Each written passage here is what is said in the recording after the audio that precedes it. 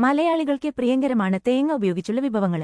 ഇത് പലഹാരങ്ങളായാലും കറികളായാലും തന്നെ ഏറെ രുചികരവുമാണ്. ഇതുതന്നെയാണ് ഇവ പ്രിയപ്പെട്ടതാകുന്നത്. എന്നാൽ ആധുനിക കാലഘട്ടത്തില് കൊളസ്ട്രോൾ പോലുള്ള രോഗങ്ങള് ചെറുപ്പക്കാർക്കിടയില് പോലും അധികമാകുന്ന കാലമാണ്. നമ്മുടെ ഭക്ഷണരീതികളാണ് ഇതിന് കാരണമാകുന്നത്.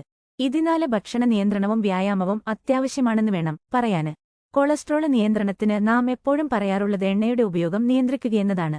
ഇവിടെയാണ് നാളികേരത്തെക്കുറിച്ച് പലർക്കും ആശയക്കുഴപ്പമുണ്ടാകുന്നത്. നാളികേരം കഴിച്ചാല് കൊളസ്ട്രോൾ വർദ്ധിക്കുമോയെന്നാണ് പലർക്കും സംശയം.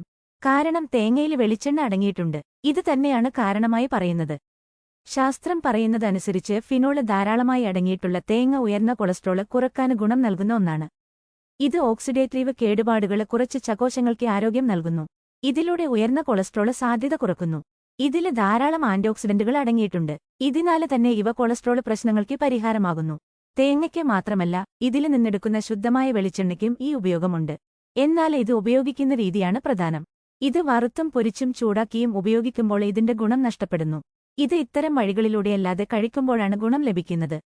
ആയുർവേദ പ്രകാരവും തേങ്ങ നല്ലതാണെന്നാണ് പറയുന്നത്. ശരീരത്തിലെ ദഹനാഗ്നിയുടെ അസന്തുലിതാവസ്ഥയാണ് കൊളസ്ട്രോൾ കാരണമായി ആയുർവേദം വിശദീകരിക്കുന്നത്. ഇതിലൂടെ ദഹനം തകരാറിലാകുന്നു. ശരീരത്തിലെ മാലിന്യങ്ങൾ അടിഞ്ഞുകൂടുന്നു. ഇതെല്ലാം മോശം കൊളസ്ട്രോൾ ഉൽപ്പാദനത്തിന് കാരണമാകുന്നു. തേങ്ങയും വെളിച്ചെണ്ണയുമെല്ലാം ശരിയായ രീതിയിൽ ഉപയോഗിക്കുന്നത് അഗ്നിയെ ബാലൻസ് ചെയ്ത് നിർത്താൻ സഹായിക്കുന്നു.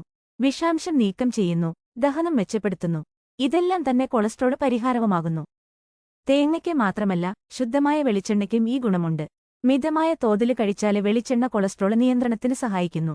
വറുത്തും പൊരിച്ചും ചൂടാക്കിയുമല്ല ഉപയോഗിക്കേണ്ടത്. ഇത് അവിയല് പോലുള്ള വിഭവങ്ങളില് വെറുതെ ഒഴിച്ച് കഴിക്കുന്ന രീതിയിൽ ഉപയോഗിക്കാം. നല്ല ശുദ്ധമായ വെളിച്ചെണ്ണ ഈ രീതിയിൽ കഴിക്കുന്നത് ഏറെ ആരോഗ്യഗുണങ്ങൾ നൽകുന്നു. തേങ്ങയും ശരിയായ തോതില് കഴിച്ചാല് ഗുണം നൽകുന്ന ഒന്നാണ്.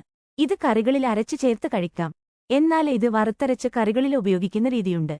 ഇത് നല്ലതല്ല. ഇതുപോലെ വറുത്തരച്ച് കറിയുണ്ടാക്കുന്ന രീതി ആരോഗ്യകരല്ല. തേങ്ങ വറുക്കുമ്പോൾ ജലാംശം നഷ്ടപ്പെട്ട് ഇതിൽ അരോമാറ്റിക് പോളിസൈക്ലിക് ഹൈഡ്രോകാർബണുകൾ രൂപപ്പെടുന്നു.